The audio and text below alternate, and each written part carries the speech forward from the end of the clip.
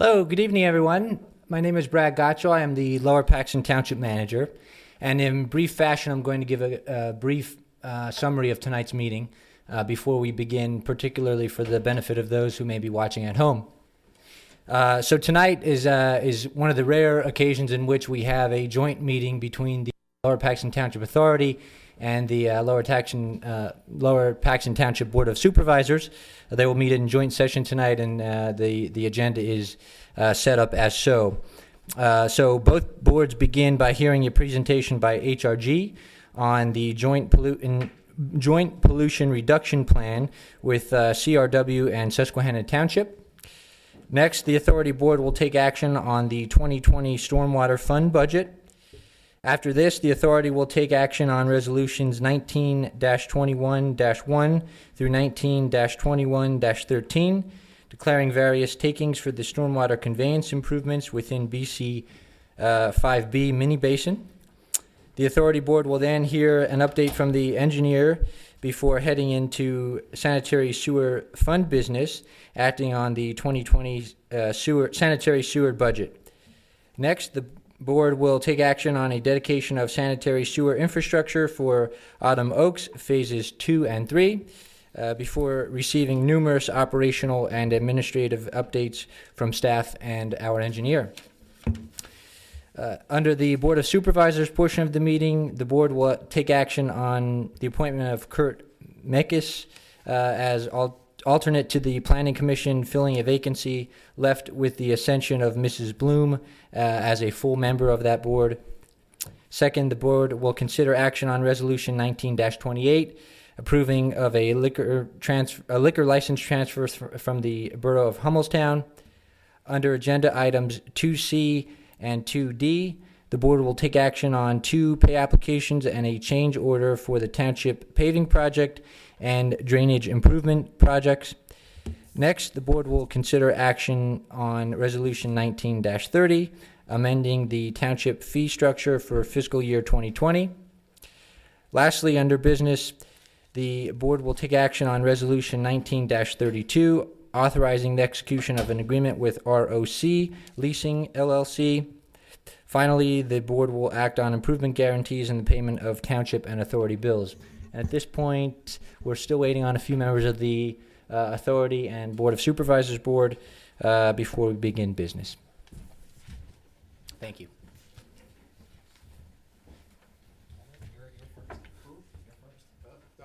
Okay, well, I'll take your seat. That's okay. I just took your seat. we're playing musical chairs, folks. Good evening, everyone. We have 2 meetings to have this evening, so we'll call this meeting of the Lower Paxton Township Board of Supervisors to order and turn it over to Mr. Blaine to conduct the meeting for the Lower Paxton Township Sewer Authority. All right. Mr. Henry, thank you. It's an honor and a privilege. Big crowd tonight. I'm sure that this crowd is not here to hear the Sewer Authority. I'm sure this is more for the Board of Supervisors. So without further ado, let's kick this thing off with the Municipal Authority, with the first thing being the Pledge of Allegiance led by Mr. Ramsey. Pledge allegiance to the flag of the United States of America and to the republic for which it stands, one nation under God, indivisible, with liberty and justice for all. All right. Welcome to everybody. Welcome to everybody in TV land. Sure, we're on TV. All right. The first item of business is going to be public comment. So public comment needs to be anything that you'd like to talk about that is related to the municipal authority, because we'll let the supervisors handle a public comment on supervisor items. Anything related to the municipal authority, but it has to be not on the agenda tonight. So any public comment of any sort. All right, hearing none. First item is going to be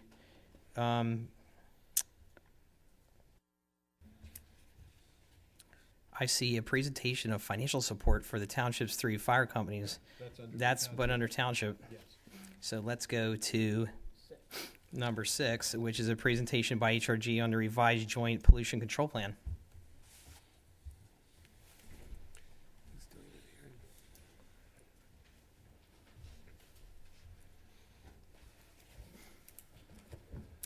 evening. Good evening. Both boards. I don't think that I've spoken in front of both of you before. I'm Erin Latavik. I'm a civil engineer with HRG. And I'm here tonight to talk with you about our revised joint pollutant reduction plan related to Township's MS4 permit. Brad, are you flipping the slides for me? Okay, great. Slide 2, please. Since you have such a long agenda, I'll try to make this as brief as I can. Okay, so firstly, the township and Susquehanna Township and Capital Region Water are mandated by MS4 regulations, which stands for Small Municipal Separate Storm Sewer System. We're dealing with individual permits in this situation, which is a little bit more expensive than general permits. And these permits are related to water quality, specifically related to the streams. So that is ultimately the goal of permit compliance. And generally, you can correlate quality to how much developed land and stormwater controls exist within a watershed. One way that streams are considered to be healthy or not is whether or not there are these things called macroinvertebrates. On the other slide, there's a little picture of some bugs. There we go. So when those guys are there, the streams are happy. DEP does periodically look at streams to see if macroinvertebrates exist or not.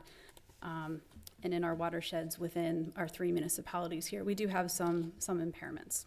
Okay, next slide, please. So the permit was updated back in 2018, and pollutant control measures are now required, which requires some programmatic changes. But similar to the last permit, pollutant reduction plans are still required.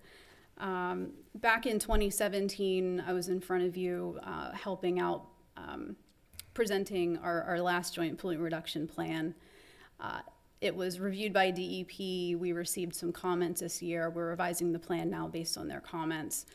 Primarily their comments were focused on some mapping questions, and they wanted to review again why the combined sewer system in our MS4 plan, since combined system technically is separate from the MS4. So moving along, I wanted to remind you why you're collaborating. It is a continuation of the partnership since 2015, so we've been working on this as a group for about 4 years now. And we identified back then and continue to demonstrate that collaboration really is the most cost-effective approach for all 3 entities. The requirements themselves relate to all 3 municipalities. The purple line on the outside is what's called our planning area. It does exclude Pembroke Borough in the middle. And the blue streams are deemed by DEP to be not impaired. They're deemed to be healthy watersheds. The streams in pink are not. In particular, Paxton Creek is towards the middle of your map there. And Spring Creek is towards the south, well, very much southwest corner of the planning area. That's another watershed that we focused on in this plan. The plan itself is guided by DEP regulations, of course. So the Paxton Creek is one of the particular focused watersheds. Then further, we have Appendix D compliance requirements which relate to the Chesapeake Bay, and then Appendix E compliance requirements that translate back to locally impaired watersheds. So because we have all of these overlapping goals, not only related to the watersheds, but related to your 3 municipal boundaries, we pulled together this diagram to try to explain how these things overlap. So firstly, in the center, we have Wildwood Lake. Wildwood Lake was identified by DEP as being one of the impairments. Wildwood Lake is located within the Paxton Creek TMDL watershed, so that's why they overlap that way. An unnamed tributary to Spring Creek is a separate impaired watershed that we're required to address. It's its own purple bubble. And then overall, all of these watersheds are identified on the map within the Chesapeake Bay, of course.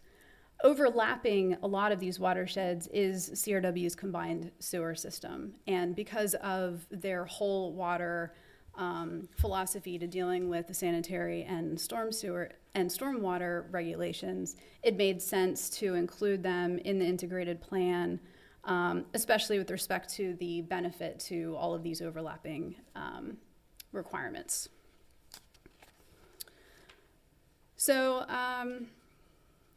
The requirements are a little bit complicated because the Paxton Creek itself requires some different calculations than the overall. But the takeaway from this slide is that the joint planning area sediment reduction goal is, I'm going to round up, about 1.7 million pounds. It's the bottom right corner of the table. The Paxton Creek having more regulations itself requires 1.3 million pounds of reduction. So by collaborating, the group can focus the efforts in the Paxton Creek watershed, tackle your long-term Paxton Creek watershed regulations, and tackle the Chesapeake Bay requirements at the same time. Some additional Paxton Creek watershed facts here. Basically, the bottom line is that the MS4 was called out separately. That's why we have to look at it separately. And the combined sewer system was as well. The regulatory model that created this table from the 2008 regulation is no longer supported. So with our 2017 plan and now with our updated plan, we had to continue to change models as technology has changed. On the next slide, some food for thought here. In the event that you've never looked at a map and looked at the split of the watershed between the three municipalities, about 20% of the watershed is located within the city, 43% within Lower Paxton, 37% within Susquehanna, and that's a pretty close split in terms of sediment loading as well. So overall, the municipalities are contributing 4 million pounds of sediment to the watershed. You might recall from the previous slide, we need to reduce that by 1.7 million pounds. So Wildwood Lake is one of the appendices that we're required to address. It is impacted by Paxton Creek, draining into the lake from the south. There's also a tributary to the north called Fox Run, which is also impaired by sediment. As a part of the plan, the Wildwood Lake goal is addressed by focusing on the Paxton Creek. Further, we have the unnamed tributary to Spring Creek watershed to address. There's a very small part of the planning area impacted by this watershed. So we're proposing street sweeping, which is part of Capital Region Water's operational plan, some green stormwater infrastructure, and a project that will be completed by the Capital Area Greenbelt. So I mentioned earlier briefly that the model keeps on changing as technology improves. Old models are no longer supported and new models come to be. So in 2017, we talked about MapShed. That program hasn't been kept up to speed as computer platforms change. So now Model My Watershed is the model of choice for this type of collaborative approach. I mentioned earlier the 1.7 million pound joint planning area reduction goal, which we were able to model with this online mapping tool. So the watershed's been assessed a few times. We did some stream assessment work in 2015 when we were focused on the strategy level. We did additional work in 2017 for streams that were not previously viewed. And then in 2019, the Center for Watershed Protection finalized a report that basically used technology to continue to assess the streams and identify the streams that have eroded the most in a short period of time.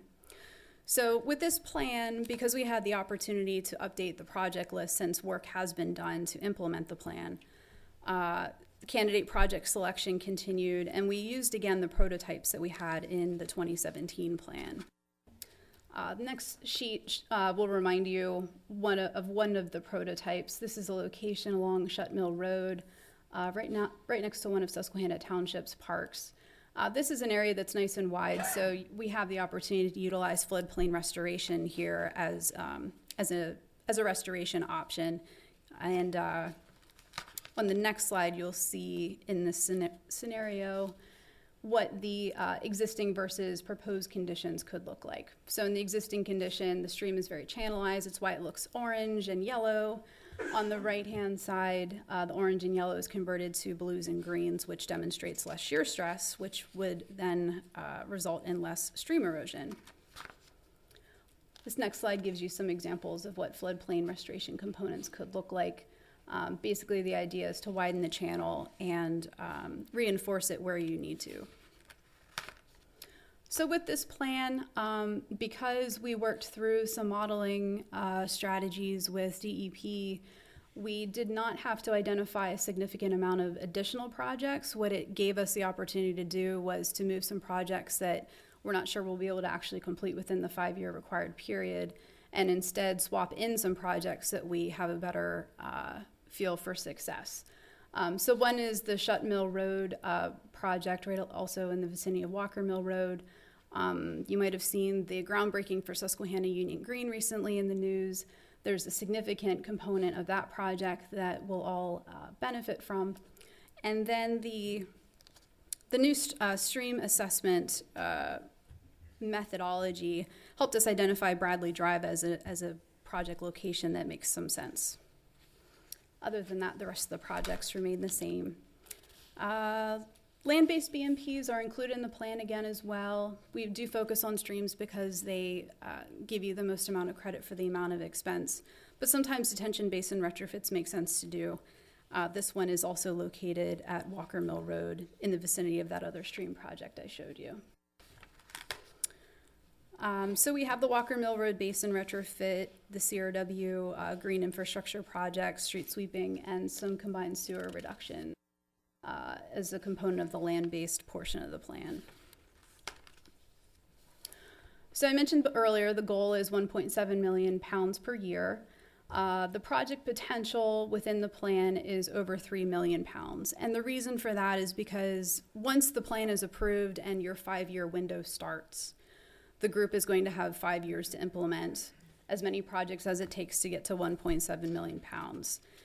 If we would identify a new project or only have the plan show the 1.7 million pound projects and one doesn't work out for one reason or another, or turns out it's more expensive than you have interest in completing, if you wanted to swap a project in, you'd have to re-advertise and review your plan in public again.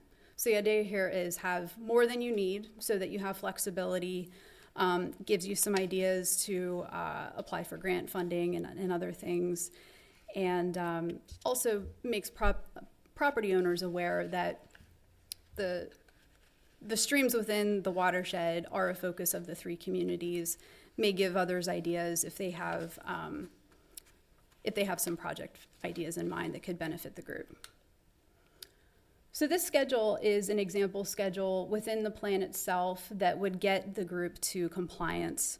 Again, it's intended to be flexible, but it gives the group an idea as to the amount of work it would take to comply within a 5-year period. Includes stream restoration, the Susquehanna Union Green project, some work in some parks, and then the operational work that CRW will likely be doing during the 5-year period. So this review is required, but we really do want feedback. The plan itself is located on Capital Region Water's website. I'll be happy to answer any questions tonight, but I do ask that they get documented on the website so that we can make sure we document things properly within the plan. And then in the future, the board will need to consider budget funding, long-term support, and ultimate water quality awareness. Paxton Creek Watershed Association is an active watershed association, and having more partners like that involved in these types of plans can really reinforce the success of the plan with the deadlines you have. Does the board have any questions for me? Either board. Well, thank you very much. Any questions from board members? Just one. Brad, could we link that to our website so that people can click on that at home and Sure we can. Absolutely. maybe respond with any questions that they may have? Yes. Thank you. It probably should be near anything where we're talking about stormwater. It is on the homepage at the moment, but when that banner goes away after 30 days, you're right. It should be easy to find. Okay. Any other questions? Nice presentation, Aaron. Thank you. Yeah. Thank you very much for I your just time. had a It was real very quick well one, done. Mr. Chairman. Just Yes. real quick, and I know there were all range of projects up there, but if a project, say, was $1 million, which, what percentage of that would you calculate you'd need for ongoing maintenance, like you don't just build it and never have to pay for it again.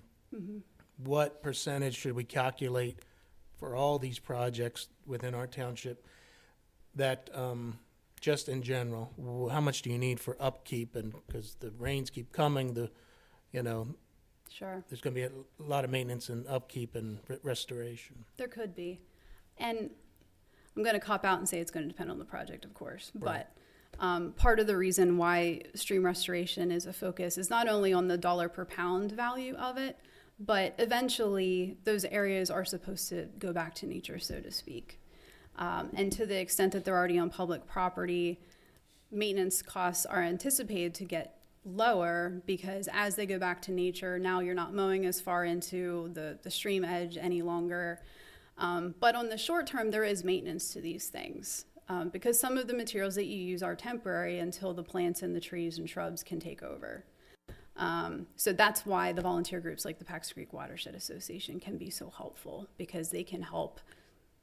They can help be boots on the ground to water things, weed things, do some of the upkeep with township staff's support. Okay, thank you.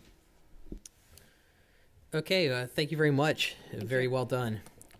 I was just given late notice here that we are going to turn this meeting back over to the illustrious Lowman Henry and the Board of Supervisors, and we're going to do the presentation of the financial support to the township's 3 fire companies. And then once that's done, we will come back to the municipal authority. So exciting times ahead here. So I'm going to turn it back to Mr. Henry. I don't know about illustrious, but in any event, we do have Thomas with us. Tom, you're doing double duty this month with the Community Engagement Committee. He has a presentation to the township's 3 volunteer fire departments. And so that we don't keep the volunteers here through the entire business meeting, Tom, if you would come to the podium and maybe give us, even though it's only been a week, give us a little explanation as to what you're doing and why, and then your presentation, sir. Hey, okay, thank you, Mr. Chairman and supervisors. Okay, well, first of all, my name is Tom Thomas, and I'm the chairman of the Lower Paxton Township Community Engagement Committee. And the mission of this committee is to act as an advisory body consisting of members of the Parks and Recreation Board, the Friendship Center Operating Board, the Arts Advisory Council, and the Greenway Committee. We're appointed by the Lower Paxton Board of Supervisors, these ladies and gentlemen here. The committee's primary function is to serve as a resource to the parent bodies in their attempts to secure funding and community volunteerism. So during the past 6 years, the CEC has operated a 5K race that took place at the Friendship Center. And this helped us raise funds for the various items that were requested by our parent boards. This past year, we included providing some funding for the 3 fire departments of Lower Paxton Township, as well as the local EMS organization. And for the past 2 races, each of these 3 fire departments and the EMS organization attended the race and brought a variety of their safety apparatus that could be viewed by the people and talk with the various citizens of the township. And we think it's a great way to get people involved and to help them to understand the very important functions that these organizations do for Lower Paxton Township. We're all very glad to have them here in our community. We hope that to get their continued support for future races and the events that we held that are held at the Friendship Center. And tonight we're here to present checks for the proceeds of the race to the fire chiefs of each of the fire companies, as well as EMS, who received his last week. So thank you, Jason. Okay, so at this point, will the representatives of the 3 fire departments step forward?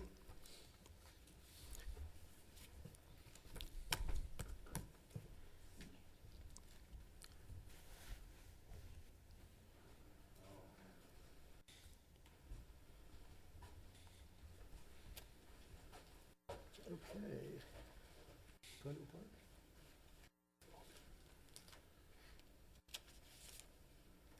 Thank you so much. Thank you. Inglestown? Thank you so much. Thanks for all your service. Paxtonia? Thank you, sir. Thank you so much. And I think we're going to have some picture picture ops?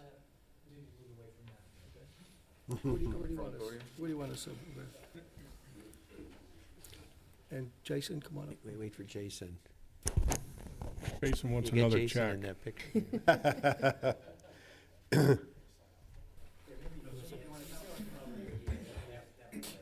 You know what, then I'll get up. Go right in front of the seal. Do you want the supervisors in your picture there, Brad? It's okay. No, let them. No, let him go. Let him go. No, go ahead.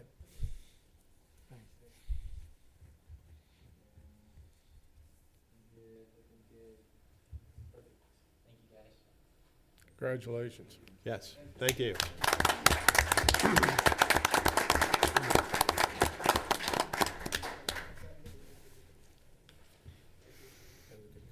If I could just thank Mr. Thomas for coming back again, and we really appreciate it. Tom, thank you, and thanks to the Community Engagement Committee for your efforts on behalf of the township. Thank you. Glad to be able to do it. Thank you. Greatly Thank you, appreciate it. Mr. Thomas. Thank you. And I understand the agenda might be a little difficult to follow this evening, but now I'm going to turn this back over to Chairman Blaine, and we will proceed to the Lower Paxton Township Authority Stormwater Fund portion of the meeting. All right. Mr. Henry, thanks again. It's almost like playing darts. Yeah. You know what I mean? You got the dartboard, you're just throwing the darts up there, and let's just see see where we go on the agenda. So first item of business will be the approval of the minutes from May 28th, August 27th, and September 17th, 2019. The chair will entertain a motion on approval of the minutes. Mr. Chairman, I'll move we approve the authority minutes of May 28, 2019, August the 27th, 2019, and September the 17th, 2019 is prepared and circulated. All right, the motion by Mr. Crispin, is there a second? I'll second it. Second by Mrs. Lindsay. I think we just do this by voice vote. All those in favor signify by saying aye. Aye. Opposed? So carried. All right, we're going to go to the action on the 2020 Stormwater Fund budget. I'm going to turn this over to Director Weaver. Thank you, Mr. Chairman, members of the board. The 2020 Stormwater Fund budget has been prepared by staff, including Mr. Klein from the Public Works Department, HRG, Mr. Gutschall, and myself. The board has reviewed this budget in August, and I'll only highlight the items that have changed. As you recall, the budget has been prepared based on the study provided by Raftellus and the knowledge gained from the first 2 quarters of the stormwater billing. The only changes since the presentation to the board in August are as follows. Under the management reimbursement, we added in a GIS technician in order to accumulate all of our new GIS data that's going to be gathered from our MS4 coordinator as part of our MS4 permit requirements.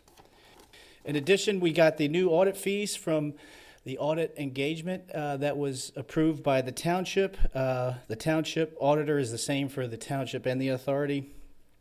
And we also have the debt service has been updated for the 2019 bonds, which were closed on shortly ago. So just a summary over revenues.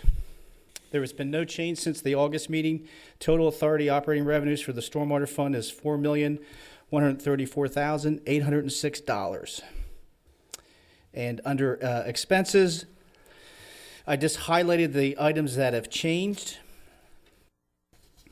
with the update of the stormwater principal and interest in the debt service. That brings our total stormwater operating expenses to $2,488,308. I'll be happy to answer any questions on the operation and maintenance budget before we move into the capital budget. Any questions from Mr. Weaver? All right, you can move along there, Mr. Weaver. Okay. The capital budget, we did have a few additional changes with the update as Aaron Latavic just presented. The PRP plan has some changes which have been provided by HRG. We did estimate a percentage increase for the Lower Paxton Township Authority contribution for the PRP plan. You can see under the budget we have included the Stonebridge Apartments Stream Bank Restoration Project, which HRG has been authorized to proceed on the design. Construction is anticipated in 2020. the cost of $730,000. And just the note on the actual cost, LPT will be subtracted by the contributions from CRW and Susquehanna and the grant that was received that Randy is here tonight that he worked on. So the total cost to Lower Paxton will be reduced from those contributions as well. And then the Stormwater Group is also working on a PennDOT shared credit program, and that has changed from the last budget as well with the new percentage. The other changes were to the GIS MS4 updates. We did receive some proposals for Randy as the MS4 coordinator to work with HRG to update the MS4 annual report every year. So we've updated that. That actually got reduced. Also, the annual report and MS4 permit compliance was reduced from 150 to 90,000 based on some history over the last year. And that's it for the capital program. So our total capital expenses are $4,377,650. I'll be happy to answer any questions on the capital program. Any questions for Mr. Weaver? All right, Mr. Weaver, you're still on. Well, that concludes my presentation on the budget. At this time, staff believes that the budget is in final form and ready for board action. Okay, Mr. Weaver, thank you very much. Is there any further comment on the current budget, the operating budget, as well as the capital budget as presented tonight? Okay, hearing none, the chair will entertain a motion to approve the 2020 Stormwater Fund budget. Mr. Chairman, I'll move we approve the 2020 Stormwater Fund budget as presented and recommended by Mr. Weaver. All right, thank you there. Mr. Chrisman, is there a second? Second. Second by Mr. Judd. Any further discussion? All right, I'd like to do this by roll call vote. Mr. Brad, can you do that, or is it Shelley? Shelley's down there. Okay. Shelley does not have a microphone. You're gonna have to yell, Shelley. Mr. Ramsey, Aye. Mr. Zumas, Aye. Mr. Judd, Aye. Mrs. Lindsay, Aye. Mr. Chrisman, Aye. Mr. Blake. Aye. Okay, 2020 Stormwater Fund budget is approved. Moving right along, we're going to go to action on resolutions 1921-1 to 1921-13. Declaration of taking for stormwater conveyance improvements in the BC 5B mini basin. Mr. Weaver. Mr. Chairman, members of the board, we have the standard resolutions for the declaration of taking for the stormwater conveyance improvements in the BC5 project. As you may recall, we did issue a bid award to Doley Construction. HRG has prepared design drawings that were incorporated into that project. There's some additional stormwater work that was added in with the incorporation of a stormwater fee. Of course, as part of our policy, these projects are completed as part of the sanitary sewer mini basin projects that are part of our consent decree. So Mr. Hines has prepared, his staff has prepared these resolutions for the board's consideration this evening, and I'm sure Mr. Hines would also be happy to answer any questions you have on resolutions 2019-21-1 through -13. All right, Mr. Weaver, thank you very much. The resolutions look standard, consistent with what we've seen in the past. Is there any questions by any board members? Hearing none, the chair will entertain a motion to approve the resolutions 1921-1 through 1921-13. Mr. Chairman, I'll move we approve resolutions 19-21-1 through 2019-21-13, which is the declaration of taking for stormwater convenience improvements for the BC 5B mini basin as presented and recommended by Mr. Weaver and staff. All right, Mr. Crispin, thank you very much. Is there a second? Second. Second by Mr. Zumas. Any further discussion? I do think we can do this by voice vote. All those in favor signify by saying aye. Aye. Opposed? So carried. All right, on to the engineer's report. one of our more exciting moments of the evening. Mr. Hintz, do you Exactly. Thank you. Poor Jason. Way to go, Jason. Well, first of all, good evening, board members. I'll just hit on some of the highlights of the past quarter before I open it up to any questions. We've progressed through several designs on projects we're working with staff on, including the Stonebridge Apartments project, as well as the other various drainage improvement projects throughout the township. The MS4 annual report was submitted at the end of September. Your pole building project that's going to be located down on the Public Works grounds was actually put out to bid and advertised as of today. We're currently working with staff in pursuit of a few grant applications to hopefully get funding for some additional projects going into 2020. So a lot of good things going on. I understand you've all received the report in your packets. So with that, I'll just open it up to any questions that you may have. All right, any questions of the township stormwater engineer? See, that was exciting. You know, I just tell you, the engineer's report is always the best. So, Actually, staff does have one comment, if I may, Mr. Chairman. Mr. Weaver, go ahead. You can make your comment. One of the items in Mr. Hines' report is regarding a county stormwater fee program that Jason can, I'm sure, tell you a little bit more about. But I'd like to get some feedback from the board tonight, whether or not they want to authorize staff and HRG to entertain meetings with the county to look into a potential Dauphin County consortium project where we could incorporate our program down the road. Now, we do have a joint program right now with Sierra W and Susquehanna, but that does not stop the authority from starting discussions in the future of a county fee, which could be, again, beneficial to the authority, as is this joint program that Aaron presented this evening, because you can do projects together, and there's a lot of benefits to that. So I just wanted to, do you want anything to add there, Jason? Just that the initiative's kind of being undertaken right now by the Tri-County Regional Planning Commission. I did include their latest update in your annual or in your engineer's report for tonight. We're still in the very early stages of that study. There'll be more updates as progress is made. Okay. I mean, I do think it makes sense that we engage with the county. If the county's trying to do a county-wide stormwater management plan, that we engage with them and find out what the initiatives are on their end.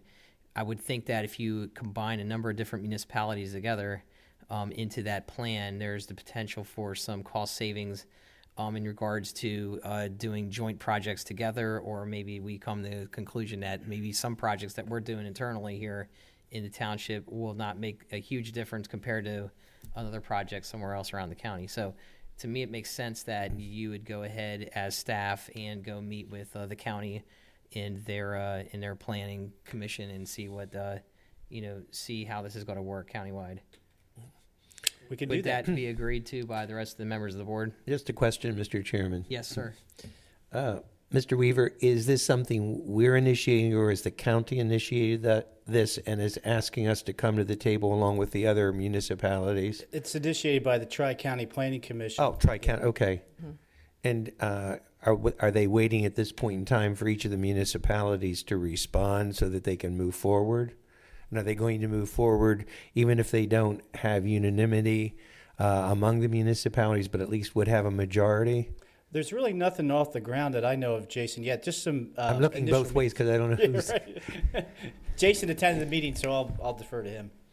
My understanding is that there was some outreach done prior to looking into the feasibility of this approach, where municipalities within the county were polled to see if there would be interest in more of a regionalized approach to this stormwater management. Like I said, right now it is just a feasibility type of study. It's in the very early stages. There hasn't been much outreach at this point because there hasn't been much progress made. However, as the study continues, there'll be more interaction with the various municipalities in the county, you'll have more opportunities to provide feedback and input. I think they came before the Board of Supervisors, didn't they? Yeah. Yeah, so updates on progress will be every few months, I'd estimate. So probably by the time the next authority board meeting comes around, there'll be another update. We have nothing to lose, but much to gain. Yeah. Jason, do you know, have any of the other municipalities stepped up yet, or are we the first ones? Just based on the update, I think it said 27 out of 40 have indicated or expressed interest Oh, that's in the good. approach. Okay. Good. That's good. Okay. All right, so staff, you got approval. I don't think we need to Great. make a motion or anything. Just good. Do Thank what you. gotta do there. Okay. That was the stormwater fund. Now, even more fun ahead of us is the sanitary sewer fund. So the first item of business is going to be action on the 2020 sanitary sewer fund budget. Mr. Weaver. Mr. Chairman, members of the board, thank you. The sanitary sewer fund budget is in final form and ready for board action. Again, the revisions, since the last board meeting, I'd like to just highlight those few things. Similar to the stormwater fund budget, we did share the cost of the GIS technician because of the benefits of this person and the sanitary sewer GIS collection for our reports under the consent decree. That is under management reimbursement under the expenses. And we also, again, changed the audit fees once we got the engagement letter under expenses. Starting out on revenues, there are no changes under the revenues. The board directed us from the August meeting to keep the sewer rental rate at $153 per quarter. Tap fees have been updated based on our history with the sewer connection permits. The total authority operating revenues projected for 2020 is $16,900,223. And again, under expenses, just as I just highlighted, only a few changes under management reimbursement, audit fees. We did get the budget from SWADERA, so under transmission and treatment, we did update the SWADERA transmission and treatment costs for $1,287,716. We expect to receive the Harrisburg budget in the next few weeks. However, I did estimate the rate with some conservative estimates for the consumption. I did get an indication that rates could go up 2%, so I believe our budget is close for the 2020 expenses. And then under debt service, the only changes were the 2019 bond issue. I did get the new debt service schedule from Jay Winger and John Hewlett. So I updated the debt service for the principal and interest for the 2019 bond issue, and also the Pemvest loan. Thanks to Gary, Mr. Chrisman, and Mr. Judd for stepping in. Loman was out of town, and they wanted to settle by 2 o'clock, so we did settle on the Pemvest loan. So we do have an updated debt service schedule for that, and that has been updated in the budget. Total expenses for 2020, $16,075,181. I'll be happy to answer any questions on the operation and maintenance budget. Mr. Weaver, thank you very much. The budget looks very similar to what we've already reviewed as a board, other than a few minor adjustments to audit fees and some of the other minor things that we talked about there. Overall, though, those adjustments were not material to anything in regards to what we've reviewed in the budget already.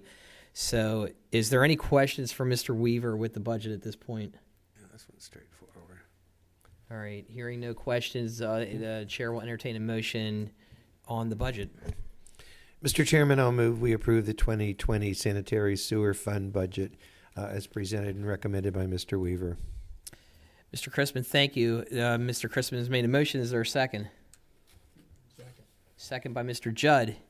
Any further discussion on the budget? Okay, hearing none. I think we should do this by a voice vote. Yes. I'm sorry. Roll call. So, Mr. Ramsey. Aye. Mr. Zumis? Aye. Mr. Judd? Aye. Mrs. Lindsay? Aye. Mr. Christmas? Aye. Aye. 2020 sanitary sewer fund budget is approved. All right. On to the action on a sanitary sewer dedication of Autumn Oaks Phase 2 and Phase 3. Mr. Weaver. Thank you, Mr. Chairman. These are the standard sanitary sewer dedications for when a project is completed and inspected by our staff. The engineer for the developer, McNaughton Alpha Engineering, has submitted all the dedication documents to GHD. GHD has approved the documents. Mr. Stein has prepared the sanitary sewer dedication, and it's in final form and ready for board action. I'll be happy to answer any questions. Mr. Shannon's here from GHD, and Steve, I'm sure, can answer any other questions on the dedication document. Any questions for Mr. Weaver or Mr. Shannon in regards to the this dedication? Mr. Weaver, I see that nothing's signed. Have they signed anything? It's not signed in our packet by Yeah, I McNaughton? have it right there to give Steve to record. They have provided it in the mail today. Okay, all right, because it wasn't in the Yes, packet. thank you. Just I making sure. failed to mention that. That's Thank okay. you. Thank you. Okay. All right. Any further discussion? Any other exceptionalities that we should be aware of? No, it's just the standard deed of dedication. We didn't have any issues on this job. Jim, everything passed the air test, manual tests. Oh, Yep. okay. Good. Good. Any further discussion? I just have one question. Bill, was there any lining done back there or not? Oh, this is the developer extension. Oh, the extension, For Autumn okay. Oaks, yep. Okay, So it's all standard PVC pipe. okay. Yep. Okay. Hearing no more questions, we will do this by voice vote. So I'll entertain a motion. We have the motion on the floor by Mr. Crispin, second by Mr. No, that's right. We don't I have. don't have a motion yet. All right, Mr. so Chairman. we need a motion Point to of order. approve. We need a motion to approve the sanitary sewer dedication for Autumn Oaks Phase 2 and 3. Mr. Chairman, I'll move we approve the sanitary sewer dedications for Autumn Oaks PH2 and PH3 as presented and recommended. All right, thank you, Mr. Crispin. Is there a second? I'll second it. All right, I'm going to give it to Mr. Judd because he snuck it in just a little bit before you there, Mrs. Lindsay. Fine. Sorry. I didn't hear him. I don't think he has his mic turned on. Yeah. Oh, you know, It was you got soft. It was Very soft. soft. Mrs. Lindsay denied you, but we're going to give it to you anyways, there, Chris. Awesome. You okay with that? Yeah. All right. So we got a motion and a second. Any further discussion? All right. Well, let's do this by acclamation. So all those in favor signify by saying aye. Aye. Opposed? So carried. All right, township reports. I guess you're still up there, Mr. Weaver. We're going to talk about the new pole building at the sewer operations facility. Yes, Mr. Chairman, members of the board, I only have a few brief township reports, and we thought it would be nice to have a time-lapse video, which Jim purchased this equipment, actually, and Tim, to help for our public meetings to show a time-lapse of a sewer replacement. So we used this to be able to show the board the pole building pad, as you recall, needed some engineered fill placement because the material did not pass a compaction test. And we believe there's going to be significant savings if we used our township forces. So Mr. Klein was happy enough to provide us some of his employees and equipment, along with Jim and his staff. And as we're watching the video, this will last 5 minutes. Hopefully my township reports will be done by then. But Jim, do you want to give him a little bit of background on what you did out there? Sure, thank you. Good evening, board members. Yeah, as Bill had mentioned, it was a combination of the sewer department and highway department employees. It took the whole process that we're watching here took approximately about three weeks total time. The excavation itself was 50 feet long, or 86 feet long by 50 feet wide.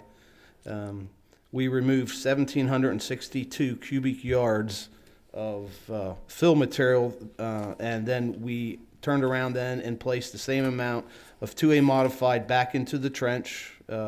We had compaction done as the filling was taking place, and we also had it tested on every lift, which was about 12 inches. Compaction testing, and we didn't get any compaction results in the majority less than 100%. So we now have a solid pad foundation to put the building up on. With the staff completing this work, We totaled it up to be about $61,000. If we would have had a contractor do this work, without his overhead and profit, just his costs alone would have been $99,490. So that was a savings of $38,382 to the township in having our staff do it. But again, that doesn't include any overhead or profit by the contractor if they would have been selected to do the job. We did have to rent the rolling machine for the compaction. We don't have a piece of equipment of that magnitude to do the work that we needed to do. And like I said, as you can see through the video here, this was multiple days, almost 2-3 weeks of work. I think it's summed up in about a 3.5 to 5 minute video. Thanks, Jim. So HRG has provided us a schedule now that Jim and Mr. Klein have got the pad ready. Jason has given us a schedule. Staff has approved the schedule. Jason, can you tell them a little bit about the schedule then to bid the project and then start construction?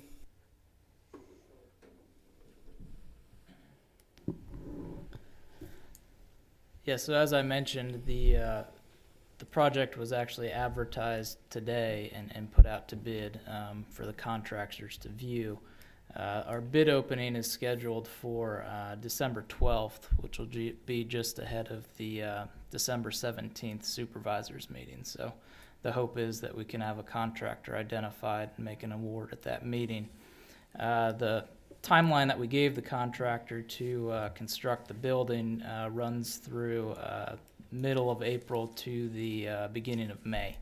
So by summertime 2020, we should have a new storage facility for the authority to fill up. Thanks, Jason. And just a reminder for the board, the pole building was necessary due to the equipment that's brought back from the sewer replacement crew, the additional equipment that we've accumulated for yard restorations, and also the stormwater fund and all the improvements that are going to be taking place under the stormwater program. Our sewer operations facility, as board has seen on road tour with all the snow plows and all the other equipment, there was really no room to maneuver in our building. So this will be a great benefit to staff to be able to effectively store equipment in this facility and free up space in the operations facility. Is there any questions on the pole building project as you continue to look at the video? Yeah, you're competing for our attention. Amazing. Yeah, it's pretty But cool. I'll isn't say it? that, number one, thank you for having the initiative and the foresight to do this in-house and for saving taxpayers that money. And Bill, you said you might use this kind of footage for maybe some other projects too? Yes, for our public meetings, have you started the time-lapse video yet, Tim, for the sewer replacements? We've kind of started that process, but we're kind of fine-tuning it here for the next mini basin project. Public meetings, I think we have scheduled. Probably May next year, yeah. I thought you said you're going to use it for public meetings. That's what we're People would using it for, appreciate so we're that, trying to film us doing right, it we're that trying way. to give them more than, sometimes it's hard for them to envision what's involved in that whole Right. process. So showing them something like this, a couple days worth I of think construction that's in great. 2 And I minutes. appreciate, because I've been seeing the last newsletter had a lot of our projects in it. We have web pages. I think it was stormwater or sewer in the last newsletter, I think. Yes, we also have, Tim, do you want to tell them about your at work page? Yeah, or Brad, you can show it if you have it, the ability to. It's part of it's, and I've been talking about this for a while. I think it's absolutely important to show people what's being done, where they're, whether it's their sewer bill or their stormwater fee, the massive work that's being done, the grand vision that the township has for stormwater going going ahead, for what we've done sewer over the last 20-some years, and just to kind of put it all in context. We have you to thank, and also Mr. Hines, from direction from the board, to start showing projects Mr. Hines had indicated that they did a work page for Susquehanna Township years ago, and Tim has put a significant effort into building a page which he's expanded on to With, actually include private sewers. With Leanne's help. At Leanne as well, yeah. If Brad, if you want to go to the up top here to the sanitary sewer portion, and here you can just see kind of a breakdown of the various projects we have going on. If you scroll down just a little bit more here, down to the downloads there. If you click one of those at a glance, this just gives the public a little bit of like a real quick snapshot of the project, you know, who's involved, what we're doing, why we're doing it, and so on and so forth. This is kind of serves as an area that we can kind of direct people to answer some more of their questions. We have frequently asked questions up here, contact information, just various sorts of information for them. I think it's fabulous. I hope it's not too much more extra work. I know this is really not how you want to be spending your day, but if you have the information, I think it's great to share. Just the opposite. I think we haven't had much experience with it yet because we haven't done a project the size of what Dolly's getting ready to start, which is an $18 million job. We expect to reduce staff time by just telling people, go to this page, and Tim and Jim and HRG and Jeff can update it. That's great. Yep. And I hope we're pushing it on Facebook, Brad. I hope, I mean, it only works when people see it. That's half of the effort is to put it there, and then the other half is to make sure people go to it. But I just really appreciate it. It's fabulous. Thank you. Good. Yeah. I just had a question, Brad. For our residents that don't have computers, is there any way we can put any sort of a thing about the stormwater on our TV station? Because some people that don't have computers, they do watch the programming, you know, everything that is on the TVs. You mean like a YouTube video? I know it has been particularly difficult to do kind of, original programming, if you will, with our current technology. Something like you're saying, maybe out of the city of Harrisburg or something, like they do original programming where they explain these things. It's difficult, other than filming meetings and putting that feed up onto that channel. Okay. It's kind So of there's- difficult for us to, yeah. Even if we can just feature a project in the newsletter, I think that'd be great. You know, you only have so much space, but I think, Tim, you could at least show some photos on the, because I know the TV station has a reoccurring page, so it's possible we could put some pages up there, right? Yeah, moving. yeah. PowerPoint or something, yeah. Yeah, like a PowerPoint, Yeah. because there are residents that don't have a computer, but they do watch the TV station. I think we do have things where we scroll through messages, don't we? Have Yeah, that? it's a Yeah. constant scroll. Give that. Yeah, so we could maybe Yeah. add just a little bit, Yeah, we can look at that. if it's not too difficult. So while Tim still has the floor, I'd like him to give us an update on the BC2 project. Okay, Chairman and members of the board, I don't have a whole lot for you this evening, but on the BC2A, 2B, 2C, 5B project, just real briefly, you'll remember a couple months ago, the Board of Supervisors awarded a contract to Dolly Construction. The project, which we kind of highlighted in that first at a glance page, it includes about 7.5 miles of sanitary sewer replacement and 2 miles of storm sewer replacement. And just project area, we're looking at kind of the eastern Linglestown area. It's kind of bounded by Linglestown Road to the north, Blue Ridge Avenue to the south, Row Lane to the east, and North Mountain Road to the west. Dolly's kind of working with us right now, giving different variations of the schedule, trying to get an idea of where they're going and when they're going there. At this point, we believe they're going to start at some point in December. So I'll have a lot more information to provide you at the next authority meeting. And kind of in line with this whole discussion, we've been working with Leanne on the Civic Ready program to try to, with a contractor that doesn't tell you exactly where they're going, you need to kind of be able to notify a large group of people. And we've been using the Civic Ready tool to do that. But again, I'll provide a lot more information at the next authority meeting, kind of show you where the project's going to progress and how we think how they're going to work through the project. And one of the things Tim is also going to do is typically on these Penvest loan projects, you have the consulting engineer do all the pay applications and management of the job, but Tim has volunteered to be the engineer for the Penvest processing of all the loan payment applications as well. No questions on BC2. I'll move on to the next township report. Just briefly, the Sanitary and Stormwater Fund Depository, under the management agreement, the township establishes the depository. As the supervisors will recall at the last meeting, you did approve S&T Bank as the depository, but I wanted to provide the authority members an update as well.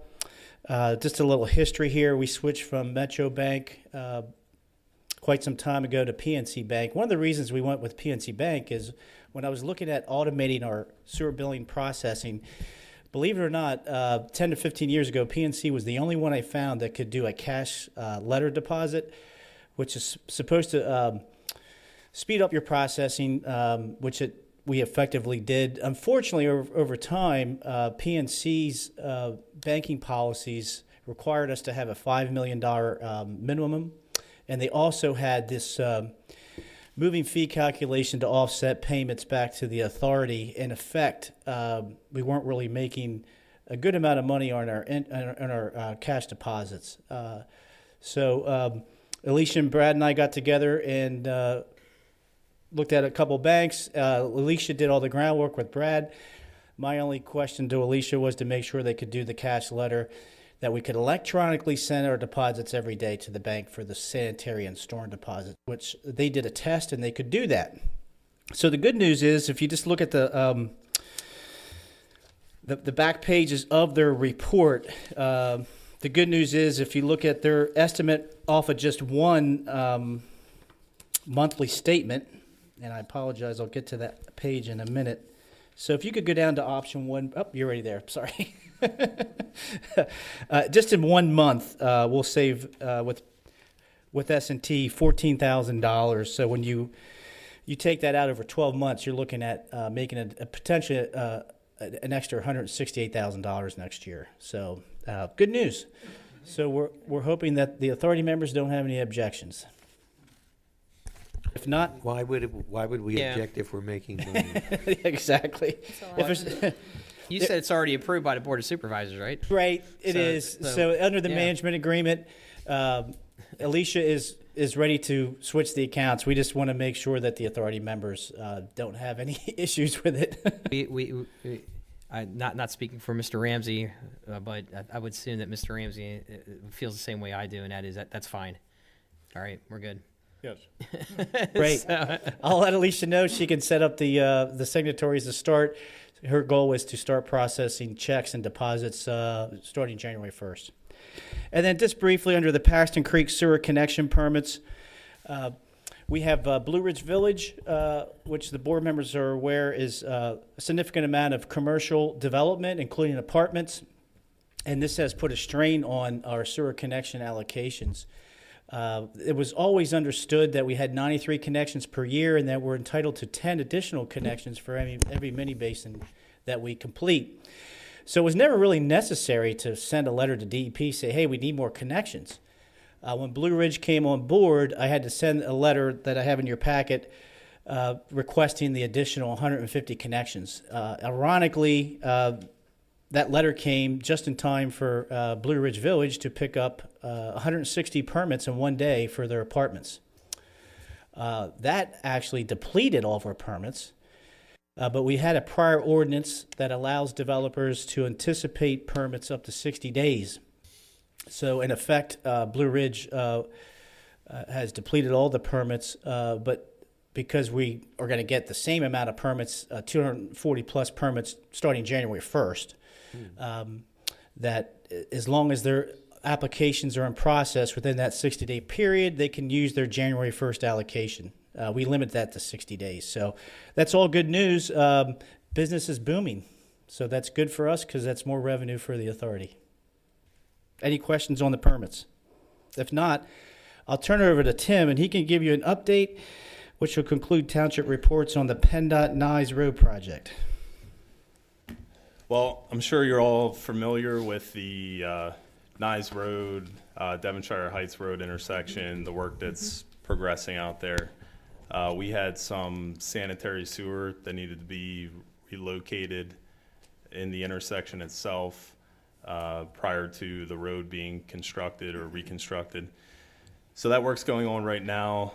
We've incorporated it into PennDOT's contract, and the prime contractor is Pensy Supply. The subcontractor is Trinity Excavating, who's performing the work out there, relocating the sewer. So it's a complicated project. They just got started here about 2 weeks ago, and it's a lot of utility relocation going on out there kind of at the same time.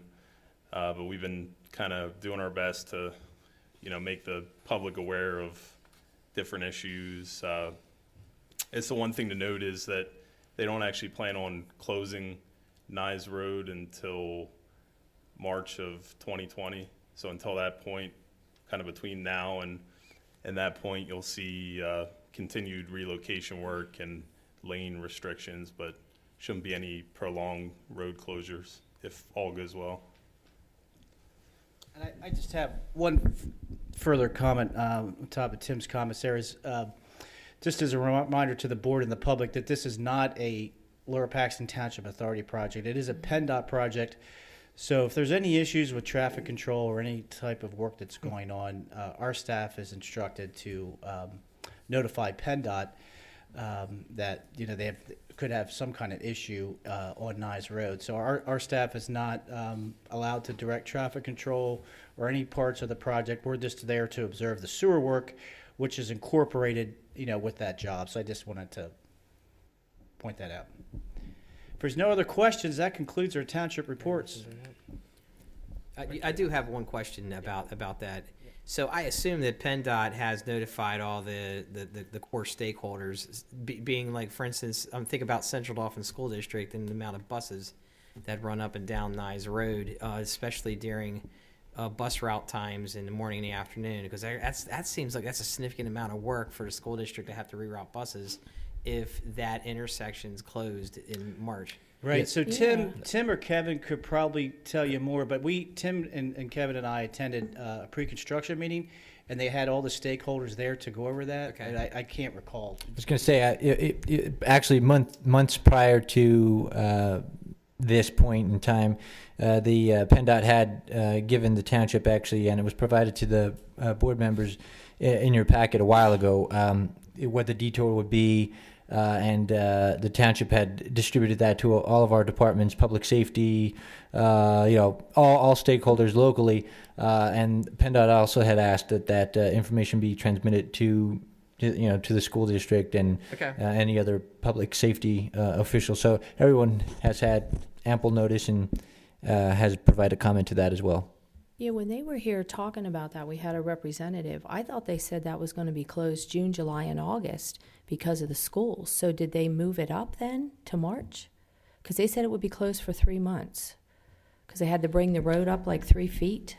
Well, I can tell you, I can tell you the parts that we were involved with the sewer part, which was we kept getting notice that, okay, it's going to be bid this month and then the next month. So it got delayed almost a year. Oh, yeah. But I don't know. We don't know. I wouldn't have any knowledge of why the project was let when they did. Do you know, Kevin? No. Yeah. No, the meetings that we attended a couple months ago, I think were pretty much just utility coordination meetings where they said they couldn't close the road down until March, but they didn't really talk about the coordination with the school district and all the other stakeholders. This was strictly for utilities. Okay. Yeah, I just, I mean, I was just kind of just thinking about that. Mr. Henry has a question, so I'm going to turn it to Mr. Henry. Yeah, why is PennDOT sending heavy equipment down township residential roads when moving, I'm assuming, material out of, from the direction that they're going, the construction site, rather than sticking to Nye Road or the state roads? Having that equipment going through a residential area, which I noticed because I happen to live on that road, and the road is in not the best shape. It's not, I don't think, due to be replaced immediately, but running all that equipment over a road that's already deteriorating is not a good situation. Yeah, maybe Jeff could help on the roads. I don't, that's, if it's not a posted road, I'm not sure that the township has the ability to say trucks can't go there. So the reason that they would be going on a township street is when they excavate, they have to replace that with stone.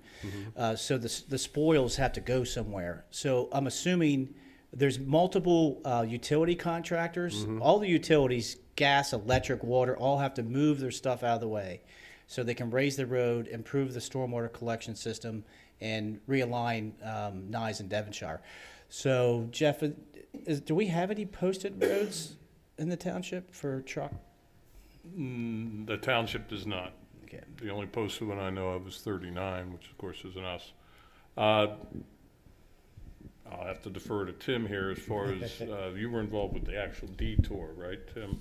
Well, it's not, I don't think it's a detour Yeah. so much No, as I- construction vehicles going through a residential neighborhood. That's where I was. It's a poor Yeah. policy to begin with. We were never approached as to, from the public works stance, as to what roads they could go on or not. We can approach them if you'd like. As far as the sanitary sewer work, I can tell you that the spoils from that construction are going from the Nye Road site right up Devonshire Heights into, they have like a construction yard there. So it's being disposed of in that location. That's the portion that's incorporated in PennDOT's project. As far as, other utilities, I mean, Suez is going to be out there, UGI, they're taking their spoils, and I don't know that if it's not PennDOT's, it's not incorporated in PennDOT's construction. I'm not sure how much control they have over, where the spoils are going and how they're, what route they're taking to get there. So essentially, I think, there, at least at the township level, Steve, really nothing that we could do to detour trucks. No. Yeah, unfortunately. You can just put out cones and tell them go away. Well, they actually did put an orange cone over a stormwater grate at the intersection of Tyler and Spring Lake. I'm assuming to keep the trucks from driving over the stormwater grate whenever they went around the bend, which tells me that there were a significant number of vehicles making that trip. Like I say, ultimately, it's going to be wear and tear on our roadway. Do they have to do any type of fixing when it's over with, Jeff, or we're responsible? Pretty much we're responsible. I mean, if we see that significant damage was done by their trucks, I'm sure we can go to them. But the roads in question there are quite, well, they haven't been redone in the distant, or the near Have we past. gotten a lot of calls from the residents in that area yet? No, I got most of the calls we got were the other way. Today, I started getting some off of Highlands Drive, and they were sending people up through there today. So that they should. So that just started. They were today. sending trucks up through Highlands? They had that particular area one-laned, Uh-huh. and there was a lot of stoppage. And to beat the stoppage, some of them went up through Went up Highlands. through Highlands in and out. I won't say I know that they sent them there, but that's where they went. Okay, And I got some calls on that. yeah. So that could just be a 1 or 2 day. That's an 18-month project, right? Yes. Approximately. All right. All right. Do we want to go to the engineer's report? Yeah, I mean, seriously, I mean, it's like the best part of the whole meeting. Hey, Mr. Shannon, you have a big engineer's report. You want to talk about it. Not really. Not really. Thank you, Mr. Chairman. Like Mr. Hines, I'll try to keep it short and sweet and just give you a few highlights of what we've been doing over the last quarter. We did finish up a whole series of record drawings that we had in from projects that were done in the past year or so this quarter. We also have been reviewing submittals for Dolly's project in BC2 and also for Nye Road prior to the start of work on that job. We've been providing some construction observation on Nye Road for the last week and out at Blue Ridge Village for longer than that. And then big thing that I'm working on is the preliminary design for the next big sewer replacement project in coordination with the township and HRG south of Paxtonia, Devonshire and Devonshire Heights areas where Springgate Winery is kind of in the heart of that project area. So with that, I'll open it up to any questions the board might have for me. Any questions on the engineer's report? All right, I can tell the Board of Supervisors wants to move to the Board of Supervisors meeting at this point. So if there's nothing remaining, any board member comments, authority board member comments on anything related to the authority, I will entertain a motion to adjourn this meeting and allow the supervisors to move to the supervisors meeting. Move to adjourn, Mr. Chairman. Second. All right, thank you very much. You weren't fast enough. Thank you. Thank you, Mr. Blaine. Yep. And now we will return to the Board of Supervisors meeting. And I would like to announce that before the meeting this evening, the Board of Supervisors did meet in executive session to discuss, we met in executive session to receive information and discuss personnel matters. And with that, is there anybody who wishes to address the board on an item that is not on the agenda this evening? Anybody wish to address the board on an item not on the agenda? Okay, seeing none, are there any board member comments before we move into the business portion of the meeting? Yes, Mr. Christman? Mr. Chairman. Way down there today. I know. Last evening, I represented Lower Paxton Township at our Council of Government meeting. And again, because of the length of tonight's meeting, I'll keep my comments brief. We had Representative Tom McAfee who spoke to us and just talking about, again, I'm just going to mention a few issues. Obviously, on the Hill, a major one that all of you are, I'm sure, well aware of, and that's pension reform.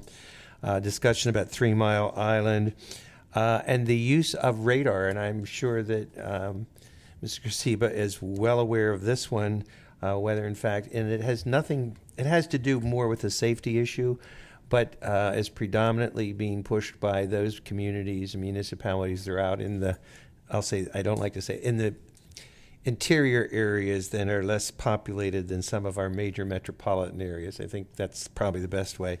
And also much discussion about the MS4 plan, stormwater fee. He was very nice to mention Lower Paxton Township and indicating that we already have a plan in place. And he asked if it was working successfully, and of course I responded by saying yes.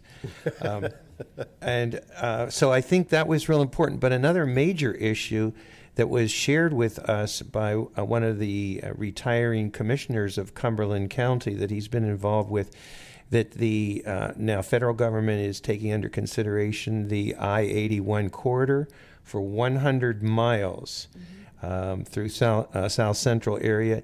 It will involve 21 municipalities, 36 exits, over 300 bridges. The estimated cost will be $3 billion. So that's a major, major undertaking. We all know about the Carlisle portion of that corridor, but now this has now been extended for 100 miles. And as I said, when he said 21 municipalities, that caught my attention very quickly. So that's one of the other areas. Another area, and Brad, I don't know if you attended or not, but there was a meeting requested by the members of the council for a meeting to meet with Mike Miller because labor law was important, and that was held back on November the 13th, and I don't know if you had an opportunity to attend it or not, but yes, Oh, Mrs. you Langland did. and I did, yes. And Yes. I thought, gee whiz, Brad would not need to. We have great exposure and great working relationship with Mr. Miller. Unfortunately. That's my succinct report. Unfortunately, yeah. No, that's very fortunate because he's very well respected in the community. That's my succinct report, Mr. Chairman. Thank you, Gary. And Mr. Chrisman, thank you for filling in for me last night. I had another obligation, so I appreciate it. It's always my pleasure. Any other board member comments? Okay, seeing none, we will move to the approval of minutes of the meetings of July 9th, 2019 and July 16th, 2019. Is there a motion to approve those minutes? Mr. Chairman, I'll move we approve the minutes of July the 9th, 2019, and July the 16th, 2019 is prepared and circulated. So moved. Is there a second? Second. All in favor, aye? Aye. Aye. Okay, under new business, we need to take action to appoint Kurt Meckes to the vacancy on the position of alternate to the Planning Commission. This because the alternate was moved into a regular seat on the Planning Commission. Any questions? I will say Mr. Meckes did meet with the chairman of the Planning Commission, Mr. Leidy, who recommends his appointment. With that, is there any motion? Mr. Chairman, I'll move we appoint Kurt Meckes to the vacancy to the position of alternate to the Planning Commission. Is there a second? Second. Moved and seconded. Any questions or comments? All in favor signify by saying aye. Aye. We need to take action on Resolution 2019-28, approving transfer of a restaurant liquor license, R18818, into Lower Paxton Township from the borough of Hummelstown. Mr. Stein. Thank you, Mr. Chairman. This is a time and date set for the public hearing on Resolution 19-28, which would approve the transfer of a restaurant liquor license, R-18818, into Lower Paxton Township from the borough of Hummelstown. Mr. Nicholas, good evening. Good evening. Good evening.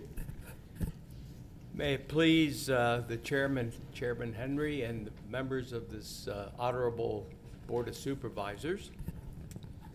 My name is Steve Nicholas, and I've been here before. I am the attorney for 1708 Enterprises LLC, which was recently organized for the purpose of acquiring a liquor license. The company, my client is not at this point licensed by the Liquor Control Board, but my client intends to bring a quality eating place, another quality eating place establishment into the township, specifically at 1708 Fairmont Drive in, the address is Harrisburg, Pennsylvania. And I want to thank you for taking your time this evening to allow our presentation regarding Resolution 19-28. And of course, I want to thank your township manager, Mr. Gutschall, and his staff for the courtesies that we always receive when we have the luxury of coming to Lower Paxton Township. The purpose of our appearance tonight is to request the approval of a transfer into Lower Paxton Township from the borough of Hummelstown of retail restaurant liquor license R18818.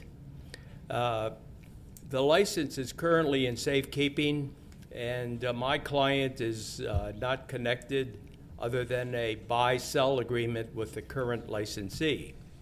The request is made pursuant to Act 141, which you may or may not have had the chance to hear about. Act 141 was signed into law in December of 2000 and took effect 60 days later in February of 2001.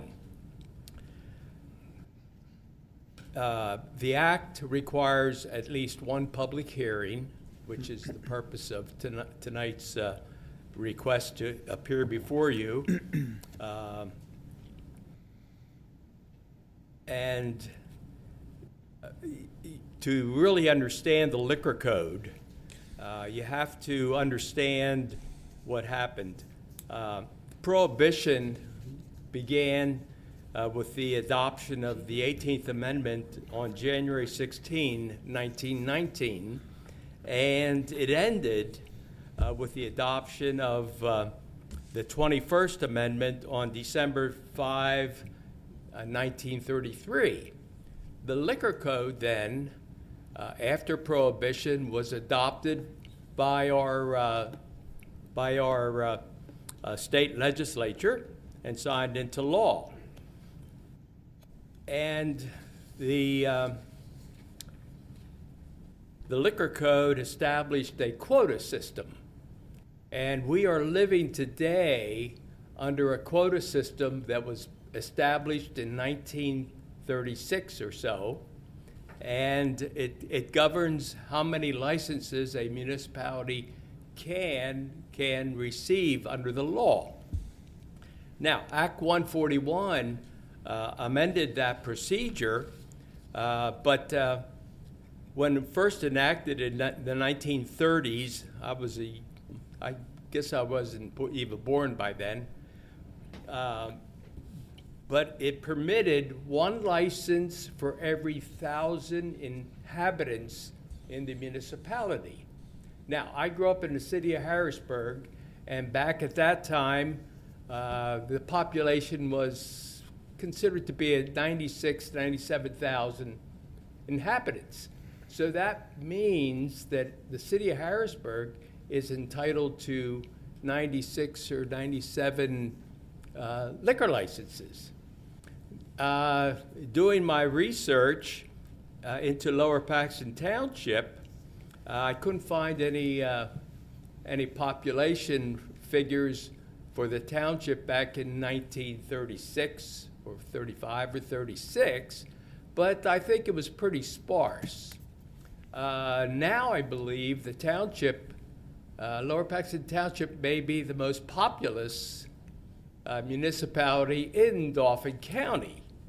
And so Act 141 was intended to help municipalities bring business and tax revenues into the township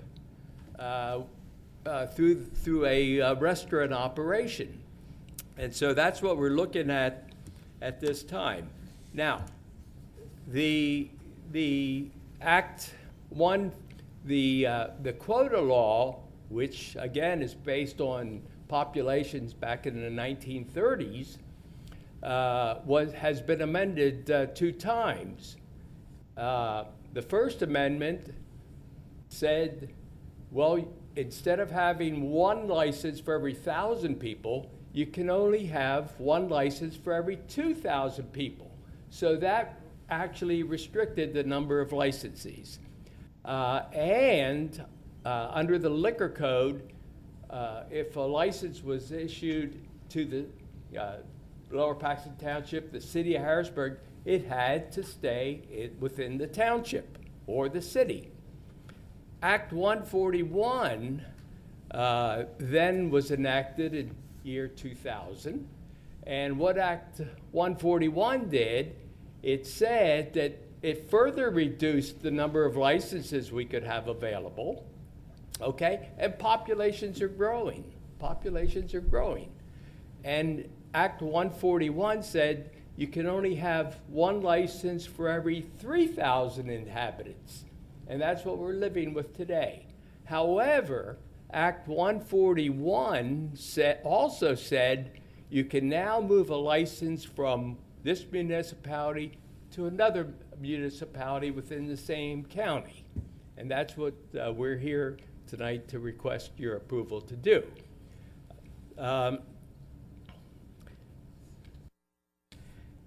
The application is a 2-step process. The first step is to appear before you and hopefully receive your approval to bring the license in. And the second step is when we go to the Liquor Control Board. You are not being asked to approve the transfer to 1708 Fairmont Drive. You're just being asked to approve the transfer of the license into the township if the Liquor Control Board approves the whole application process. Now, just some things that we would like you to know. Under the liquor code, you can license a premises for the full service of alcoholic beverages with food. Every restaurant has to have a food, has to be able to serve food. The purpose of the establishment is to serve food. Alcoholic beverages are a sideline. So anyhow, under the liquor code, a premises to be licensed by the liquor board to have a license only requires 400 square feet. If you think of 400 square feet, it's not a big space. The proposed licensee intends to have 3,400 square feet. So it's a big project. For seating under the liquor code, you only need 30 seats. Under this particular project, we're looking at having seats for 100 patrons. Okay, and it's not required by the liquor code, but we're also looking to have 50 parking spaces in the area. During the second step, now we have your approval, hopefully. During our second step, we have to show to the liquor board who is going to operate the restaurant, who's going to be the owner of the restaurant. The owner of the restaurant at this time will be Kathy Yingst, who's with me this evening, along with her husband, Mr. Yingst, who's the contractor for this whole project out there. But everyone connected with the project is going to go through a police background check and must show that they have the financial ability to properly conduct their business. Every licensee must appoint an individual manager who is full-time at the premises. Under very few exceptions can I have a second job if I'm the manager. For example, I had a client who was a beautician, and she owned a bar room. And her beauty shop was open from 8 in the morning or so until noon. The tavern did not open until 2 o'clock. And you can set your hours within the hours permitted by law. We were able to have an exception made that she could operate her hairdressing business and still operate and be the manager in charge of the restaurant when it was open. So that's also a possibility. But those hairdressers have a lot of talent. yes, they do, absolutely. But that person must be available on a full-time basis on site at the restaurant. Full-time basis has a definition in the law, but it's generally you don't have another job at that particular time. Enforcement under the liquor code. Once, and again, we're past your approval level, we're at the Liquor Control Board. And assuming we get the liquor board approval, scrutiny of the business really increases and becomes more intense. In fact, the Bureau, the Pennsylvania State Police have within its bureau an enforcement force which is known as the Bureau of Liquor Control Enforcement.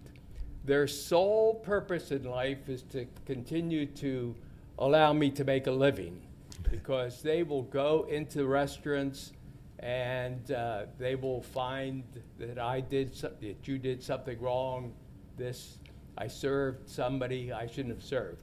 Okay, One of sir, their- one of their can I interrupt you for a second? Just Yes. in the interest of time, because Okay. we've been here a while and we have a long agenda yet. Yes, Can okay. we get down to what it is you're actually asking us to do this evening?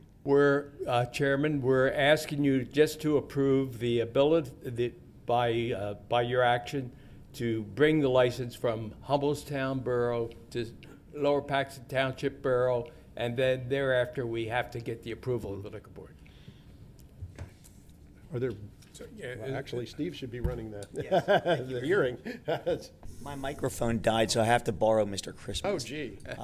That being the case, do any board members have any questions for Mr. Nicholas? Is this a conventional restaurant or a sheet store as we Yes, know it to be? it's a regular sit-down restaurant that serves all legal alcoholic beverages. Well, Mr. Stein, what are we supposed to use to make our decision? I mean, we're not ultimately approving this particular project. What are we supposed to be using to make our decision? Well, basically what Mr. Nicholas has told you about the business, and also, obviously, we have a resolution that needs to be acted upon, and there are certain statements in the resolution which you can also see.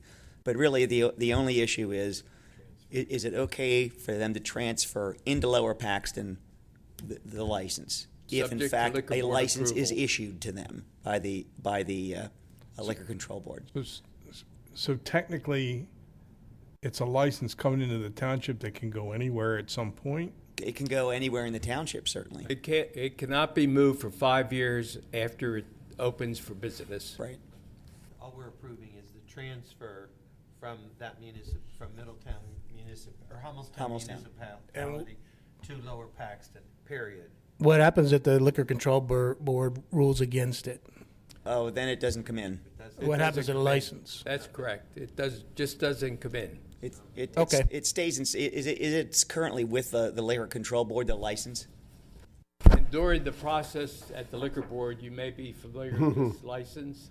It used to be white, and we could hide the license, but now it's Okay, well. Are there any further questions for Mr. Nicholas from the board? Just a quick one. The municipalities that are losing population, do they lose the number of liquor licenses, or is that? No, it's grandfathered. Okay. Everything's grandfathered. Of course. Yeah. Any further questions for Mr. Nicholas? Okay, seeing none. Does anyone in the audience wish to be heard on Resolution 19-28? Seeing no response, Mr. Chairman, it would be in order at this time to close the public hearing on Resolution 19-28, and the board may take action if it so desires. Thank you, Mr. Stein. With that, is there a motion on Resolution 2019-28? Mr. Henry, Yes. if I may, please, I will be abstaining from this agenda item due to personals. Okay, understood. Thank you, Mrs. Lindsay. With that, is there a motion? Mr. Chairman, I'll move we approve Resolution 2019-28, which approves the transfer of restaurant liquor license R18818 into Lower Paxton Township from the Borough of Hummelstown as presented. So moved. Is there a second? Second. Any additional board member or public comment? With that, I would like to ask for a roll call vote on the motion. Mr. Zumis? Aye. Mr. Judd? Aye. Mr. Christmas? Aye. Mr. Henry? Aye. Please call Mrs. Lindsay and allow her to. Abstaining. Thank you. No, that's okay. That was the purpose of the roll call vote, so that would be recorded in the minutes. Okay, congratulations. Good luck. Yep. Thank you. And now, we need to take action on, let's see, pay application number 3 and change order number 2 for the 2019 Lower Paxton Township paving project. Mr. Godshall. Mr. Chairman, members of the board, Mr. Hines, our engineer, and Mr. Klein are here this evening, so I think Mr. Hines would be best suited to handle these items.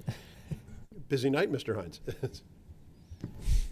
Sure, thanks, Brad. So the change order is simply in preparation for closeout of the contract, reconciling the bid quantities with the field measured and verified quantities.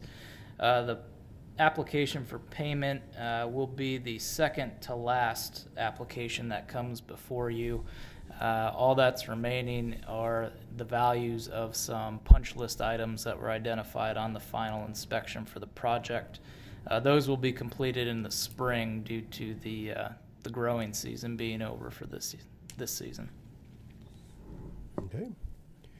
Any questions? Hearing none, is there a motion? Mr. Chairman, I'll move that we approve the application number 3 in the amount of $110,710.31 and change order 2. And I need some help, Jason. Sure. Change order 2 is actually a decrease in price of $176,000. Is that the 176, 125, the change? Yes. Okay, I just want to make sure I got the correct amount, and thank you for your assistance. So moved. Is there a second? Second. Seconded. Any additional questions or comments? Hearing none, all in favor, aye? Aye. Aye. Anybody opposed? Thank you. Item D, we need to take action on pay application number 4 for the 2019 Drainage Improvement Program. Mr. Godshall. Same, I'll turn it over to Mr. Hines, please. Yeah, so similarly to the paving, this project is complete aside from some punch list items that were identified on the final inspection. Likewise, this will be the second to last application for payment that you see. The next one will follow in the spring. The amount on this one is $110,710.31. No, this is change order number, or this is application 4. And that's 272, 236.58. Yeah. I'm sorry, I was looking at the page. Okay, I just want to make sure you and I were on the same page. That's Jason. correct. Yep. It's Thank you. Okay. Is there a motion? Yes, Mr. Chairman, I move we approve the pay application number 4 in the amount of $272,236.58 as presented and recommended by Mr. Hines. Is there a second? Second. Moved and seconded. Any additional questions or comments? Just a comment, Mr. Hines is spending our money well tonight. Yes. Well, you got a decrease and then you got a payment. Okay. All in favor, aye? Aye. Aye. Anybody opposed? No. Okay, good. Now we're going to take action on Resolution 19-30. This will be to amend certain fees and charges for municipal services during the 2020 fiscal year. Mr. Hines? No. Oh, Mr. Godshall, you're going to take this one. I guess I'll pull my weight this evening. Jason's like, what? Me? It's getting late. Yes. Yes, Mr. Chairman, members of the board, very briefly, if you recall at last budget workshop and actually last week's workshop, Resolution 19-30 amending the township fee schedule was presented for the first time. Essentially what this boils down to is the fee schedule for the township has not been changed since 2014. As a result, a few of the fees that are governed under that structure have become quite misaligned as it relates to the actual services that are provided through those fees. So this is an update to that fee structure, and this will bring us back into closer alignment with the actual cost of doing business. Okay. Any questions of Mr. Godshall? Is there a motion? Mr. Chairman, I'll move we approve Resolution 2019-30, amending certain fees and charges for municipal services during the 2020 fiscal year as presented and recommended by Mr. Gutschall. Second? I'll second it. Second by Mrs. Lindsay. Any questions or comments? Yes, just a question for clarification, Mr. Chairman. in the motion, it says for the 2020 fiscal year. And I'm questioning, should it just be for the 2020 fiscal year? I think that should be dropped from my motion, because if there are to be changes, they will come on an as-needed basis. This appears, if I put it as 2020, that means in 2021 we'll have to revisit it for another motion. That's my only question, Mr. Chairman. Would you like me to restate the motion? When was the last time we did the fee schedule? I don't remember. 2014. 2014. That's why 5 years. my thought Okay. was, rather than limit it for a year and then having to revisit it, if it's okay in 2021, we don't have to revisit it. It remains in effect. Good point. I guess more Is it the word dorm accurately, that's giving us trouble? I mean, yeah, more accurately, the agenda item should have been, to Beginning. take effect, right, It should be, January. say, it should be. Right. Take effect Be January 1, beginning 2020. Right. Yes. That's not just for Not the during, year. but to take effect on. So if you wish to so note that change Yes, in your please. motion. Okay, is that okay with the seconder? Yeah. Yes. And it would be effective January the 1st, 2020. Correct. Okay. Sorry, I said it and then I thought it through. I should have thought it through before I made the That's motion. okay. All in favor, aye? Aye. Aye. Anybody opposed? No. Okay. We need to take action on Resolution 1932, this to authorize the execution of an agreement with ROC Leasing. And we did discuss this at our workshop. So, Mr. Godshall, is there anything to add to that? No, the board from time to time does these resolutions to simply add the manager as signatory. Yes. Any question on this? Is there a motion? Mr. Chairman, I'll move we approve Resolution 2019-32, which authorizes the execution of agreement with ROC Leasing LLC, as presented and recommended by Mr. Gotshal. So moved. Is there a second? second. That was quick. Have to move quicker, Norm. All right. Any additional questions or comments? All in favor, aye? Aye. That brings us to subdivision and land development. We have improvement guarantees, et cetera, et cetera.